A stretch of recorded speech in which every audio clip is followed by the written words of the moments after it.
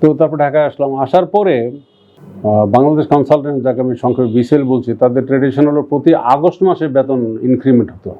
আগের আগস্ট মাসে কোনো ইনক্রিমেন্ট হয় না, এসে দেখলাম যে ইনক্রিমেন্ট হয়েছে এবং কথা ছিল যে যখনই বেতন বাড়বে তখন এরিয়ার সহ দেওয়া হবে। স্যালারিটাই মে মাসে দেওয়া হলো, কিন্তু কোনো এরিয়ার দেওয়া হলো না। তা আমি জানতে চাইলাম যে কী হলো বিষয়টা। তখন জানানো হলো যে অ্যাকাউন্টস থেকে যে আসলে টাকা নাই।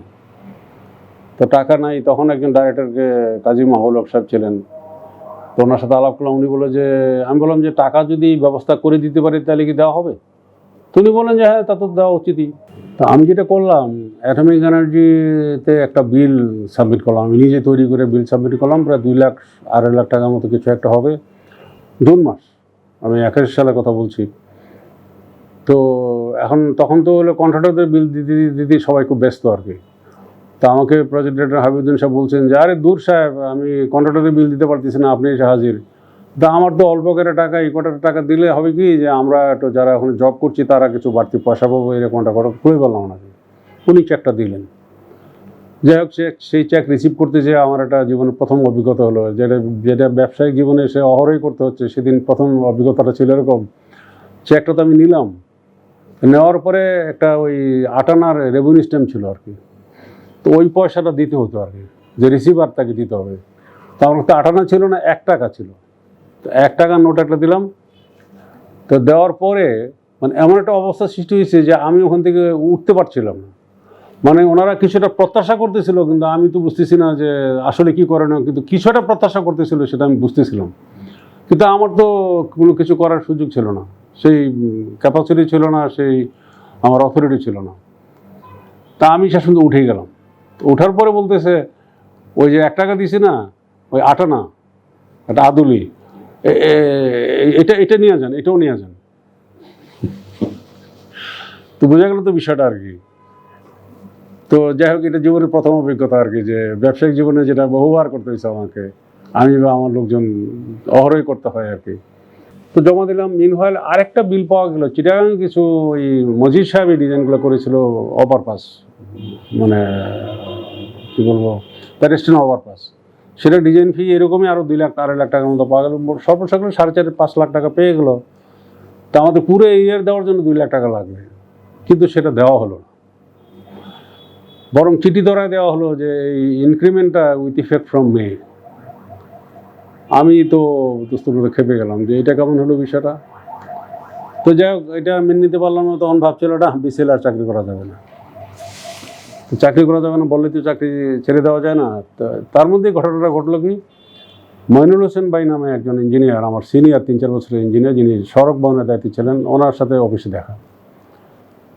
তো শুনলাম যে উনি ইরাকে যাচ্ছেন কোন জাপানিজ কোম্পানিতে চাকরি নেওয়া। শুনছি আমি আগে। তো উনিকে পাইয়ে বললাম যে ভাই, আমাদের কি যাওয়ার কোনো সুযোগ আছে? উনি বললেন যে আরে ধর, তুমি গেলে কেমনে চলো, তুমি বিসিএল বন্ধ হয়ে যাবে। তো আমরা যে আমার জন্য বিসিএল বন্ধ হয়ে যাবে কেন? মানে যে অথরিটির রেসপন্সিবিলিটি কাজ করছিলাম সেই কারণে উনি এই কথাটা বলেন। ওই বয়সেই ওই যে সেই আলিমুল্লাহ খান স্যারের কথা, দায়িত্ব নিয়ে কাজ করা।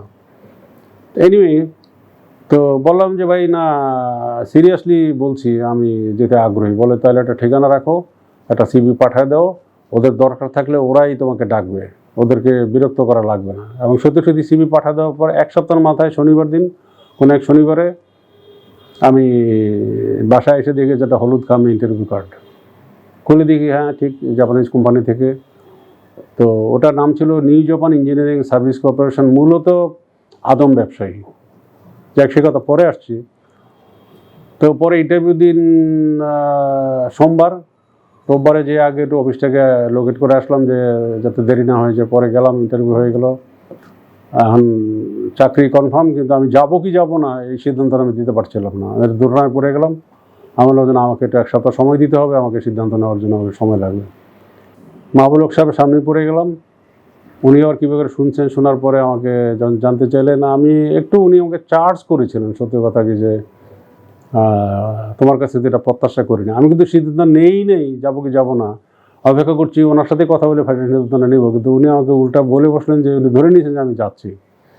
তা আমি তখন দেখলাম যে তাহলে তো যাওয়াই লাগে। তা আমি বললাম যে হ্যাঁ যাচ্ছি। তো তখন বললো যে তো অ্যাটমিক এনার্জি প্রজেক্টটা কি অবস্থা, বললাম স্যার ওটা আমি যা করার যেটা করার কমপ্লিট করে দিয়ে যাব, সমস্যা নেই। তো ডিসিশন ওয়াজ ফাইনাল। তারপর ওদের কাছে গেলাম, যা বললাম যে ঠিক আছে আমি যাব।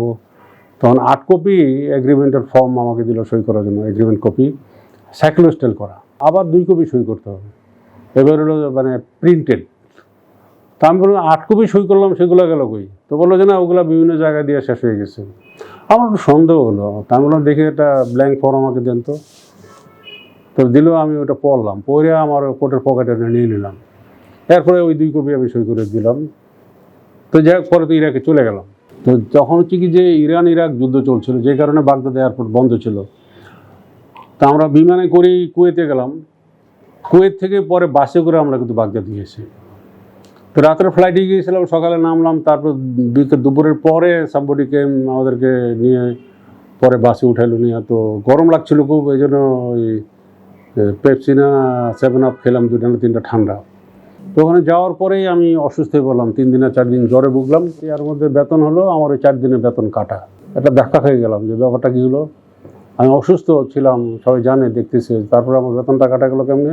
যাই হোক, তো পরে এগ্রিমেন্টের কপি যেটা দেওয়ার কথা আমাদেরকে 2 কপি, সেই কপি দিচ্ছে না, কিন্তু আমার কাছে কিন্তু এটা রয়ে গেছে। আমি এটা নিয়ে গেছি, ব্ল্যাঙ্ক ফর্ম নিয়ে গেছি। আমি এটা পড়া শুরু করলাম, পরে দেখলাম যে ছুটি ছাটার ব্যাপারে বিশেষ কিছু বলা নাই, শুধুমাত্র শুক্রবারে ছুটির কথা বলা আছে। কথাটা বলা একজাক্ট সেন্টেন্সটা ছিল এরকম: actual working hour shall be 8 hours a day, 48 hours a week. Friday shall be a regular holiday, other holidays shall be as per local regulation. Exactly সেন্টেন্সটা আমার এখনো মনে আছে, এতদিন পরেও। ওভারটাইম ক্যালকুলেশন যে তারা একটা বড় রকমের অনিয়ম করছে। কীরকম? যেটা মাসিক বেতন, বেসিক স্যালারি, সেটাকে 240 দিয়ে ভাগ করে, 240 মানে 240 কর্মঘণ্টা, ওয়ার্কিং আওয়ার ধরে তারা ভাগ করে মানে আওয়ারলি ওয়েজ বের করতেছে, সেখানে 1.5 দিয়ে গুণ করে ওভারটাইমের পেমেন্ট করতেছে।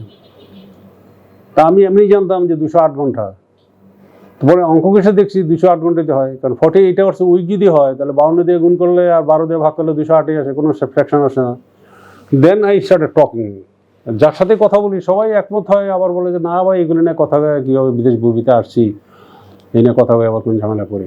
তো কেউ দেখি যে তেমন পজিটিভ রেসপন্স দিচ্ছে না। পরে আমি চিফ ইঞ্জিনিয়ার সাহেবকে বললাম যে স্যার এটা কেমন হলো বিষয়টা।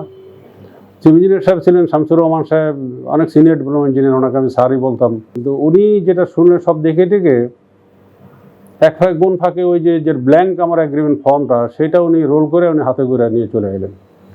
এই তখন থেকে ওনার উপর একটা সন্দেহ আমার আসলো যে লোকটা তো ফ্যান না।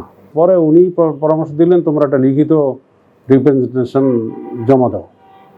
আমি সাথে সাথে প্রশ্ন করলাম যে লিখিত রিপ্রেজেন্টেশন তাহলে কি আমরা সবাই সই করবো? না, হ্যাঁ আপনি করবেন তো? হি এগ্রিড যে উনিও সই করবেন। পরে ড্রাফট আউট করে যে ফাইনাল করছি, তখন উনি বলতেছে না আমাকে করো, আমাকে থ্রো চিফ ইঞ্জিনিয়ার দাও, মানে উনি স্কিপ করতেছেন থ্রো চিফ ইঞ্জিনিয়ার। তো দিলাম। তারপরে তো ওটা নিয়ে আর কিছু হচ্ছে না। তারপরে একসময় যা মিটিং কল করা হলো, মিটিংয়ে আমি যখন এই অঙ্কটা করে দিলাম, কিছু বলতে পারছিল না। ছুটি ছাটার ব্যাপারে তো পরে কথা হলো আর কি। তো যাক, লোকাল রেগুলেশনে কী আছে না আছে এটা তো আমরা জানতাম না, আমি জানতে চাইলাম তো লোকাল রেগুলেশনে কী আছে। তখন কোম্পানির ভাইস প্রেসিডেন্ট বললো যে লোকাল রেগুলেশন মানতে গেলে তো কোম্পানি বন্ধ হয়ে যাবে। আমি বললাম তাহলে তো পাইয়ে গেছি আমি, তাহলে কী আছে ওখানে, তাই না? ইরাকি লেবার লতে কী আছে? পরে লেবার ল কিন্তু জোগাড় করেছি, 2জন ইরাকি জব করতেন, তাদের একজনকে দিয়ে এটা জোগাড় করেছিলাম। তো সেটা তো ছুটি ছাড়ার ব্যাপার তো যা আছে। তো সেই ছুটি ছাড়ার ব্যাপারে অবশ্য তখনই সিদ্ধান্ত দিয়ে দিছে যে মাসে 1 দিন সিক লিভ আর বছরে 20 দিন আর্ন লিভ, এইটুকু তারা এগ্রি করে গেল। কিন্তু ওভারটাইমের ব্যাপারটা বলতেছে না, এই সিদ্ধান্ত আপনারা দিতে পারবো না, এটা অ্যাকচুয়ালি টোকিও থেকে হেড অফিস থেকে আসতে হবে। মিন টাইমতে আমি লেবার ল জোগাড় করার পরে যে জিনিসটা পেয়ে গেলাম, অনেকটা কেঁচো করতে সাপ বেরোনোর মতো অবস্থায়। কীরকম যে এই যে 1.5 240 ঘন্টার ব্যাপারটা একটা আছে, আর দ্বিতীয় হলো যে 1.5 দিয়ে গুণ করে যেটা করছে সেখানেও একটু গোলমাল আছে। গোলমালটা কি? সন্ধ্যা 7টার পরে 5টা পর্যন্ত নর্মাল ওয়ার্কিং আওয়ার, 7টার পরে 2 ঘন্টা পরে 2 ঘন্টার অতিরিক্ত যেটা ওভারটাইম হবে সেটা দ্বিগুণ হারে পেমেন্ট করতে হবে, আর ছুটির দিনে সেটাও ডাবল হবে। এই তো পেয়ে গেলাম। তখন আর একটা লিখিত জমা দিলাম। এর মধ্যে যে কথাটা হলো, যেদিন প্রথম মিটিং ছিল সেদিনই দেখলাম যে শামসুর রহমান সাহেব, চিফ ইঞ্জিনিয়ার সাহেব জাপানিদের পক্ষ হয়ে কথা বলতেছে। তা আমি একাকে বললাম যে কী ব্যাপার, আপনি পক্ষ নিচ্ছেন কেন? বলে সেটা আমার বিষয়, তোমাদের বিষয় না, তোমরা যা ভালো মনে করছো করো, আমাকে যে আমি যেটা ভালো মনে করি সেটা আমাকে করতে দাও। এরপরে উনি যেটা করা শুরু করলেন, এটা অবিশ্বাস্য রকমের ঘটনা। সেটা হলো যে উনি প্রজেক্টের সাইডে সাইডে ঘুরে, প্রায় 1000 বাঙালি ছিল সেখানে, উনি মানে ওয়ার্কারদের সাথে কথা বলছেন, ইনডাইরেক্টলি একটু থ্রেটও করছেন। তো ওয়ার্কাররা কনফিউজ যে হঠাৎ করে উনি এবার এসব বলে বেড়াচ্ছেন কেন। তো এই কথা তো আমাদের কানে আসছে, আসার পরে দেখলাম যে না, এটা তো ঠিক না। আমাদের সিদ্ধান্ত ছিল যে আমরা কিন্তু ওয়ার্কারদের ইনভলভ করবো না, আমরা যা মানুষের যুদ্ধ করতে যে কিছু পাওয়া যায় সেটা সবাই পাবে। তো দেখলাম যে উনি তো ওয়ার্কারদের মধ্যে চলে গেছেন, আবার এই কথা বলছেন যে আমার চেয়ে বড় পলিটিশিয়ান কে আসছে এখানে দেখে নিব।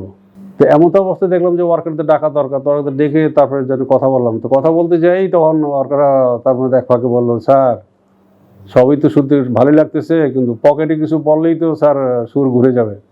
তখনই বলছিলাম যে সবাইকে টাকাতে কিনতে পারলে অন্তত দোয়া করেন যে অন্তত আমাকে যেন কিনতে না পারে, এবং আমি এটুকু কথা দিতে পারি যে আমাকে কিনতে পারবে না।